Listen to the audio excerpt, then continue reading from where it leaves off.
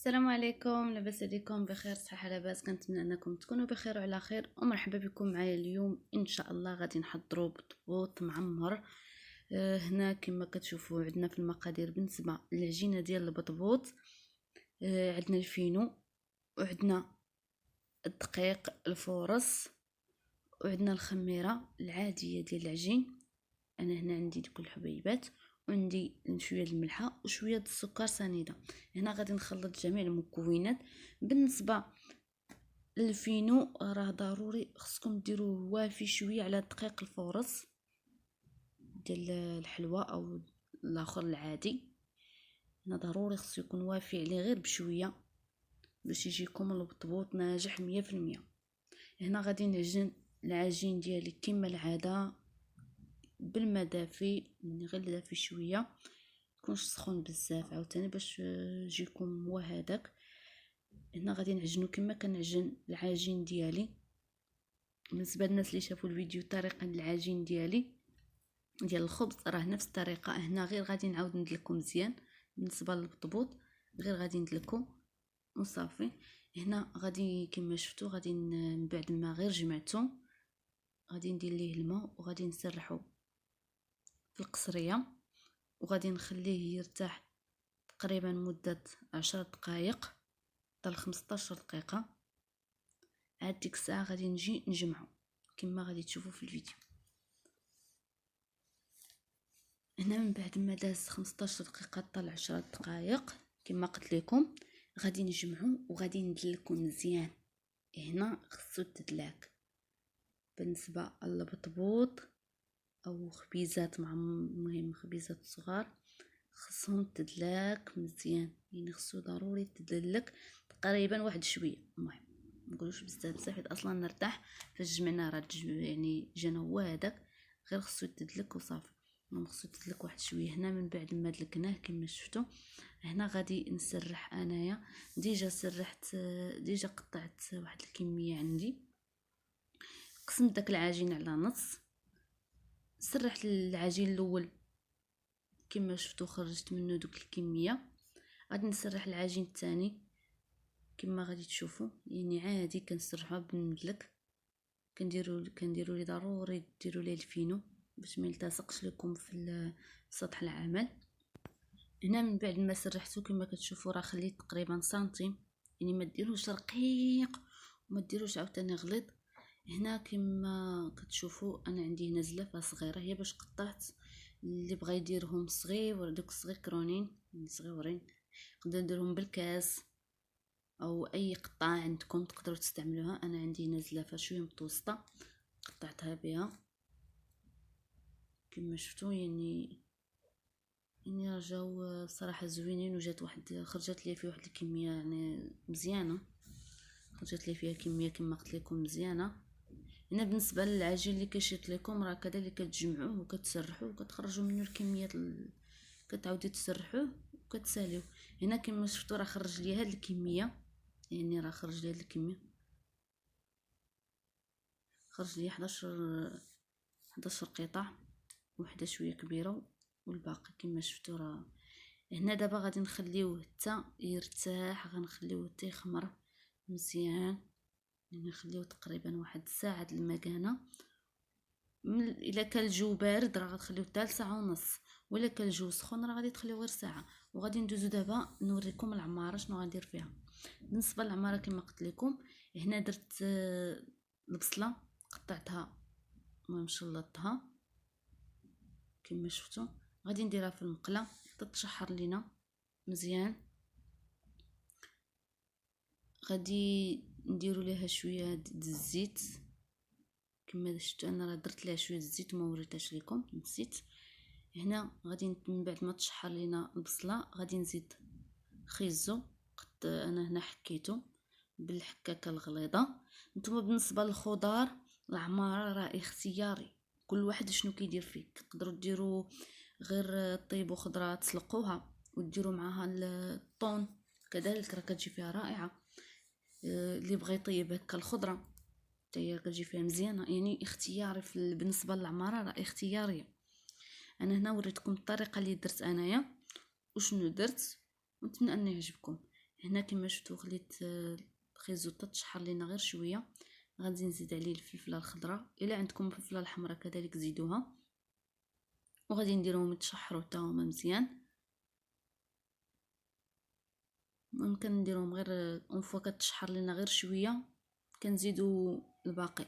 هنا كما غادي تشوفوا بالنسبه للعطريه، هنا درت انا شويه البزار، يعني ما كثرتوش. اللي بغى يدير الهريسه يقدر يديرها، اللي بغى السودانيه يقدر يزيدها، يعني كل واحد شنو بالنسبه لشنو كيبغي. هنا عندي الخرقوم البلدي الكركم.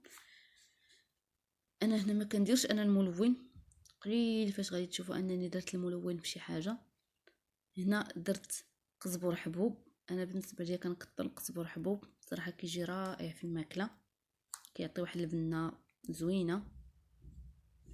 هنا كما شفتوا درت قزبر حبوب، وهنا غادي ندير معلقه صغيره ديال السكنجبير، وغادي ندير شويه د الملحه، غير شويه على حسب العماره اللي عندكم شحال هي. وهنا غادي نخلط هاد المكونات اللي عندي. كما قلت لكم راه الزيت راه زدته في الاول ما وريتهاش لكم. هنا كما شفتوا غادي نشحرو، وغادي نزيد ليه قزبور ومعدنوس، انا عندي هنا مكونجلي. من بعد ما تشحر لينا مزيان غادي نزيدو ليه دابا تقدروا تزيدوا ليه هنا كما شفتوا، تقدروا تزيدوا ليه الزيتون كحل او الزيتون هذا ديال الخضر، يعني بالنسبه للزيتون شنو عندكم تقدروا تزيدوه. يقدر اللي ما كيبغيش الزيتون تقدروا كاع ما ديروه. انا هنا درته باش يطيب ليا شويه وطلق ديك الحموضيه ديالو، او ديك الحموضيه ديالو طلق ليا في الخضره. هنا تقدروا تزيدوا القرعه الخضراء، تقدروا تزيدوا البطاطا حتى هي، يعني تقدروا تزيدوا اي حاجه كما قلت لكم في الخضر. هنا عندي الكفته، انا درت هنا الكفته ديال البقري. نتوما بالنسبه للكفته تقدروا ديروا ديال الغنمي، تقدروا ديروا ديال الدجاج، ديال بيبي، يعني تقدروا ديروا اي حاجه عندكم تما كما قلت لكم. تقدروا ديروا الصوصيط، يعني بالنسبه للكفته تقدروا ديروا اي حاجه فيها. تقدروا تاخذوا غير الصدر ديال الدجاج او الصدر ديال البيبي وتقطعوا اطراف صغار ولا شرائح طوال، غير طوال شويه، وتشحروهم معاهم يعني راه كيجيو فيهم زوين. هنا كما شفتوا كنضغط على الكفته باش تشتت ليا، يعني ما تبقاش ليا مجموعه. غنبقى ندير هكايا حتى تشتت ليا مزيان وتشحر ليا مع هاد المكونات.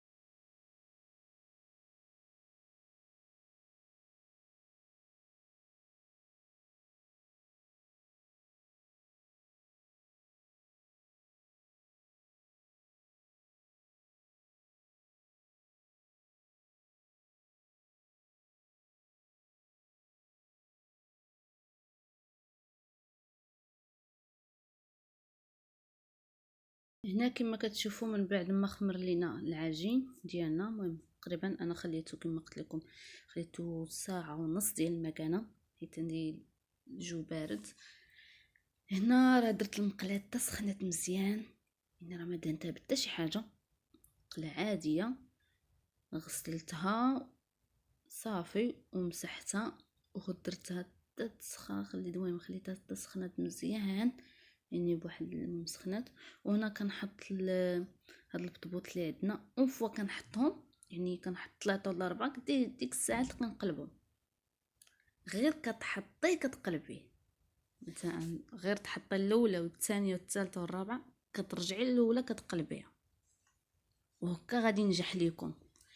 ملي خليتوه يعني خليتوه حتى تحمر لكم من التحت عاد قلبتوه، كونوا على يقين انه ما غاديش يتنفخ لكم نهائيا. هنا انا اون فوا غير كنحط كيهز لي 4، كنحط الاولى والثانيه والثالثه والرابعه، كنشد كنقلب. ديك الساعه كنقلب وكنبقى ديك الساعات كنبقى نقلبهم، يعني كنقلب الاولى كنتبع عاوتاني كنقلب كما شفتوا راه. المهم بهذه الطريقه خصكم تتبعوا بهذه الطريقه ديال البطبوط باش ينجح لكم 100%.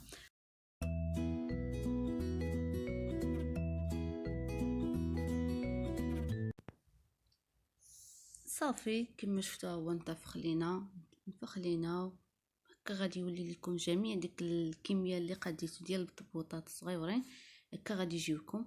هنا غادي طيبوهم صافي، وغادي تتبعوا نفس الخطوه ديال الاولى غادي ديروها للباقي.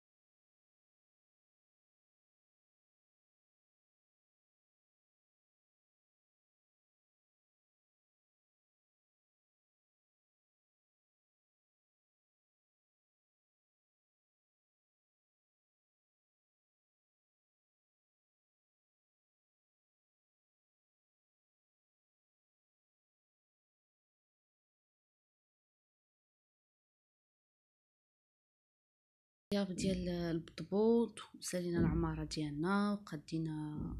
انا تما كما شفتوا راه البطبوط جا رائع وجا خاوي من الداخل.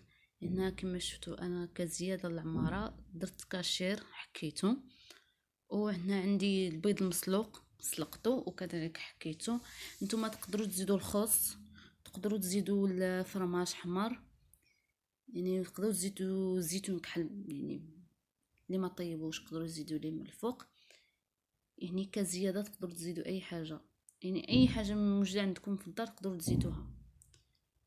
هنا كما شفتوا كندير غير العماره، كندير مع شويه الكاشير من الفوق وشويه البيض. هكايا حتى كنسالي. المهم كنمشي بهاد المرحله حتى كنسالي جميع.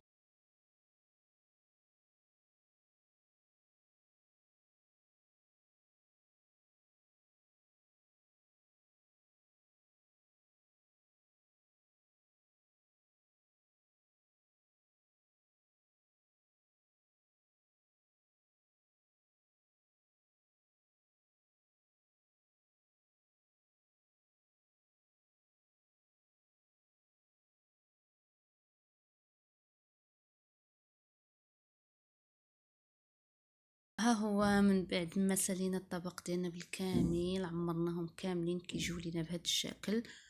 وكنتمنى ان يعجبكم هذا الطبق ديال اليوم، وبصراحه راه كيجيو رائعين ولذاذ، يعني ما تشبعوش منهم. ونتمنى يعجبوكم، وما تنساوش ديروا الاشتراك في القناه وتفعيل الجرس بالنسبه للناس الجداد. وبالنسبه للناس القدام شكرا لكم بزاف على المتابعه، وكنتمنى لكم ديما الصحه الجيده.